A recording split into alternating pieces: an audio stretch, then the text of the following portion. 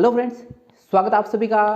दोस्तों, आज के इस वीडियो के अंदर बात करेंगे ग्लोबल क्रिप्टो करेंसी मार्केट के बारे में और स्पेशली यहाँ पे बात करने वाले बेस्ट इंडियन क्रिप्टो करेंसी एक्सचेंजों के बारे में। क्यों बात करेंगे? क्योंकि इंडियन गवर्नमेंट की तरफ से जो नोटिस आया है यहाँ पे फॉरेन क्रिप्टो करेंसी एक्सचेंजों को, उसके बाद आम इन्वेस्टर का जो ट्रेडर है उनके दिमाग में सवाल उठ रहे कि वन इंडियन एक्सचेंजों के ऊपर अगर इन्वेस्टमेंट करें तो कौन सी इंडियन एक्सचेंज का यहाँ पे यूज करना चाहिए, बेस्ट एक्सचेंज कौन सी है जिसके अंदर डिपॉजिट और विड्रॉल की खासकर जो प्रॉब्लम देखने को मिल रही है वो प्रॉब्लम उनके अंदर नहीं हो, नए कॉइन भी उसके ऊपर आते रहे, ऐसा नहीं कि पुराने कॉइन रहे। क्रिप्टो मार्केट के अंदर जो ट्रेंडिंग कॉइन होते हैं, जो नए प्रोजेक्ट आते हैं, उनकी लिस्टिंग भी बैक टू बैक उन एक्सचेंजों के ऊपर होए। इस तरह की कुछ खासियत उन क्रिप्टो करेंसी एक्सचेंजों के अंदर होनी चाहिए जिसके अंदर आम इन्वेस्टर को इन्वेस्टमेंट करना चाहिए। और आज के टाइम पे हर किसी ट्रेडर के दिमाग में यही क्वेश्चन उठ रहा है, भाई अगर मैं इंडियन एक्सचेंज के ऊपर जाऊं तो वो कौन सी बेस्ट इंडियन एक्सचेंज मेरे लिए रहने वाली है जिसके अंदर मैं इन्वेस्टमेंट करके अपना जो फंड है उसको 100% वहाँ पे सेफ भी रखूं और जब चाहे मैं पैसा विड्रॉल भी कर लूं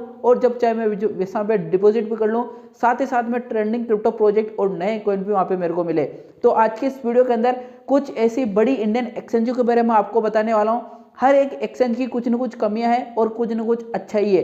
वो कमियां क्या है, अच्छाइयां क्या है, वो भी इस वीडियो के अंदर बात करेंगे।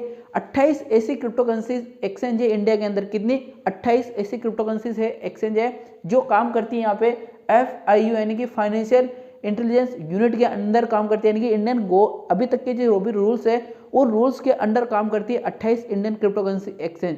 जो नहीं कर रही है वो बाहर है, उनके ऊपर तलवार लटक रही है, कभी भी उनके ऊपर इंक्वायरी हो सकती है। वो कौन कौन सी 28 एक्सचेंज है जो इंडियन रूल्स के हिसाब से काम कर रही है, उसका डेटा भी मैंने, वो लिस्ट भी मैंने अपने टेलीग्राम को भी शेयर कर रखी है। तो टेलीग्राम का लिंक मैंने डिस्क्रिप्शन में दे रखा है, आप जाके ज्वाइन कीजिए, वहां पे वो आपको लिस्ट अवेलेबल हो जाएगी। उन 28 में से कुछ ऐसी बड़ी एक्सचेंज मैं आपके लिए लेके आया हूँ। मेरी पर्सनल कौन सी एक्सचेंज यूज करता हूँ या फिर मेरे को भी पर्सनली कौन सी एक्सचेंज यूज करनी चाहिए उसके बारे में बात करेंगे। बिना बकवास किए टाइम टू टाइम और पॉइंट टू पॉइंट बात करते हैं। इंपॉर्टेंट वीडियो होने वाला है, लास्ट तक जरूर देखना और कंटेंट आपको 10% भी नॉलेजेबल लगे तो सब्सक्राइब वाला बटन जरूर हिट करके जाना। आपका भाई आपके लिए हमेशा हेल्पफुल कंटेंट लाता है, कोई फेक अपडेट शेयर नहीं करता है।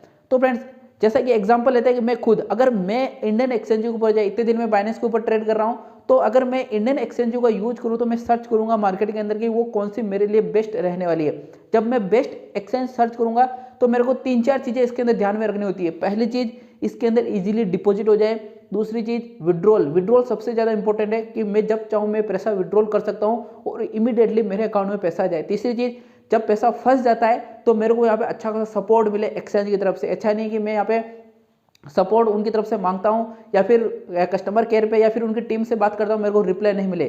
तो तीसरा पॉइंट रहता है। चौथा पॉइंट आता है कि मेरा फंड यहाँ पे सेफ रहे। पांचवा पॉइंट आता है कि जो भी ट्रेंडिंग क्रिप्टो प्रोजेक्ट है, यानी कि जब बाइनेंस के ऊपर लिस्ट हो रहा है तो सेम टाइम पे इंडियन एक्सचेंज के ऊपर भी लिस्ट होना चाहिए। ऐसा नहीं कि बाइनेंस आज लिस्ट कर रहा है और इंडियन एक्सचेंज 10 दिन बाद लिस्ट कर रहा है तो फिर उसके ऊपर ट्रेड लेने कोई मतलब नहीं रहता है। तो कुछ ऐसे पॉइंट होते हैं जिनको ध्यान में रखते हुए मैं कुछ एक्सचेंज लेके आया हूँ। मैं खुद भी इनके ऊपर ट्रेड करूंगा तो वो मैं आपके साथ में शेयर करता हूँ। वैसे तो इंडिया के अंदर पॉपुलर 3 से 4-5 एक्सचेंज है जिसके ऊपर सब लोग उनके बारे में जानते हैं। पहली कॉइन DCX, दूसरी वजीरेक्स, तीसरा यहाँ पे कॉइन स्विच कुबेर, सन क्रिप्टो, यूनिकॉइन और जियोटस, जिप पे। ये कुछ ऐसी एक्सचेंज है जिनके बारे में लगभग सब लोग जानते हैं, लेकिन इनके अंदर अलग अलग प्रॉब्लम है।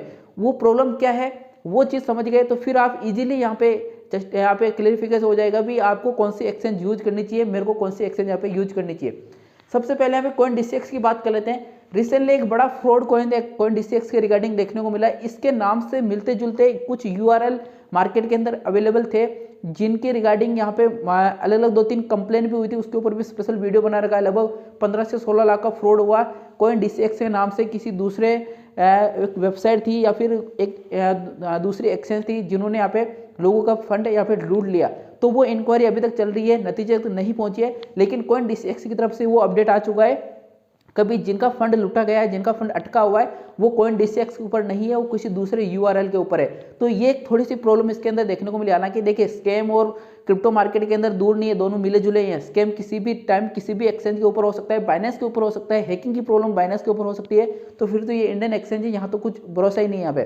तो एक प्रॉब्लम इसके अंदर थी, उसका सोल्यूशन और उसके रिगार्डिंग यहाँ पे जो भी यहाँ पे इनकी तरफ से था, टीम की तरफ से, वो उन्होंने यहाँ पे शेयर कर दिया। दूसरी चीज, डिपॉजिट और विड्रॉल की। यहाँ पे डिपॉजिट विड्रॉल शुरू हो चुका है। स्पेशली यहाँ पे बात करें डिपॉजिट की तो जो दूसरी एक्सचेंज के ऊपर यानी कि इंटरनेशनल एक्सचेंज के ऊपर जो फंड पड़ा हुआ है वो इस एक्सचेंज के ऊपर थ्रू यहाँ पे ट्रांसफर कर सकते हैं बाइनेंस स्मार्ट चेन का यूज करते हुए। अभी अपडेट आया लगभग अभी से, जब मैं वीडियो रिकॉर्ड कर रहा हूँ इससे 3-4 घंटे पहले इनकी टीम की तरफ से अपडेट दे दिया कि जो भी दूसरी एक्सचेंज के ऊपर फंड पड़ा है वो BSC का यूज करके यहाँ पे ला सकते हैं CoinDCX के ऊपर। तो एक इसका प्लस पॉइंट होता है कि आप दूसरे एक्सचेंज के ऊपर फंड पड़ा है उसको आप CoinDCX के ऊपर ला सकते हैं, यहाँ पे ट्रेड कर सकते हैं।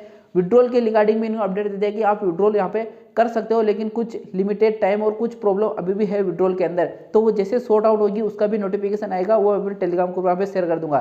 तो मेरी नज़र में इस टाइम पे नंबर 1 एक्सचेंज की बात करें तो CoinDCX अच्छी एक्सचेंज है, क्योंकि डेवलपर की टीम हो चाहे इनके जो डेवलपर हो वो खुल के क्रिप्टो मार्केट के अंदर है और सोशल मीडिया के अंदर लोगों का जवाब देते हैं, चैट करते हैं, उनसे बातें करते हैं, जो भी क्लियरिफिकेशन जो भी क्वेरीज आती है वो लोग यहाँ पे सॉल्व आउट करने की कोशिश करते हैं। तो इस टाइम पे इंडिया की बात करें तो अच्छी ट्रेंड में है CoinDCX। दूसरी जाऊँ वजीरेक्स भी जब CoinDCX आई थी नई उससे पहले वजीरेक्स काफ़ी अच्छी एक्सचेंज थी। इनका जो डेवलपर है वो भी मार्केट के अंदर है, लोगों के बीच में बातें करता है। इस टाइम पे दुबई के अंदर शिफ्ट हो गया ये पूरा प्लेटफॉर्म, लेकिन है इंडियन एक्सचेंज ही, लेकिन इसके ऊपर भी P2P स्कैम काफ़ी ज़्यादा हो रखे हैं। अभी भी काफ़ी लोगों का फंड अटका हुआ है और पता नहीं कब इसके ऊपर कोई बड़ी इंक्वायरी भी हो सकती है इंडियन गवर्नमेंट की तरफ से। तो ये दूसरे नंबर पे आती है इंडियन एक्सचेंज। हालांकि जो आम इन्वेस्टर है उसके मन में इसके रिगार्डिंग डाउट है, क्योंकि काफ़ी सारी चीज़ें काफ़ी सारी प्रॉब्लम है इसके अंदर, चाहे वो डिपॉजिट हो, चाहे विड्रॉल हो, चाहे P2P हो, चाहे बाइनेंस के साथ में इसके रिलेशन हो। तो ये एक थोड़ा सा नेगेटिव पॉइंट इसके अंदर है, लेकिन पॉजिटिव पॉइंट ये है कि इसके ऊपर जो ट्रेंडिंग प्रोजेक्ट है वो back to back time to time list होते रहते हैं और डिपॉजिट और विड्रॉल की प्रॉब्लम भी इसके अंदर अब सॉर्ट आउट होती हुई देखने को मिल रही है।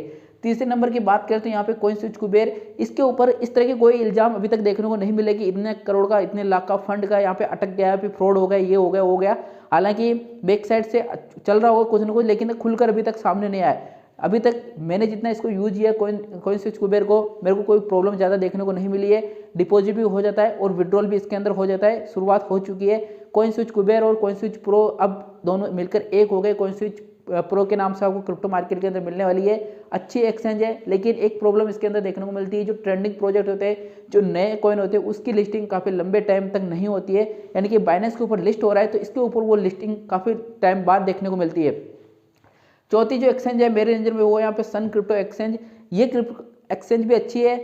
इसकी खास बात यह है कि ट्रेंडिंग प्रोजेक्ट को इमीडिएटली लिस्ट कर देती है, बाइनेंस से पहले लिस्ट कर देती है। जैसे ट्विटर के ऊपर ट्रेंड में आया क्रिप्टो प्रोजेक्ट, ये उसको लिस्ट कर देती है। ये अच्छी बात है, इसके ऊपर ट्रेंडिंग प्रोजेक्ट सबसे पहले आते हैं। लेकिन सबसे बड़ी प्रॉब्लम है सेल आउट की, सेल आउट नहीं होते हैं। प्रॉफिट 10%, 50%, 60%, 100% का प्रॉफिट लोग ले लेते हैं, लेकिन उसको विड्रॉल नहीं कर पाते हैं। Time to time sell limit लग जाती है। विड्रॉल और डिपॉजिट में भी काफ़ी ज़्यादा प्रॉब्लम देखने को मिलती है। लेकिन ओवरऑल अगर गवर्नमेंट का साथ है, सारी एक्सचेंज चल रही, तो इसके अंदर भी ये प्रॉब्लम सोल्व आउट जल्दी हो जाएगी।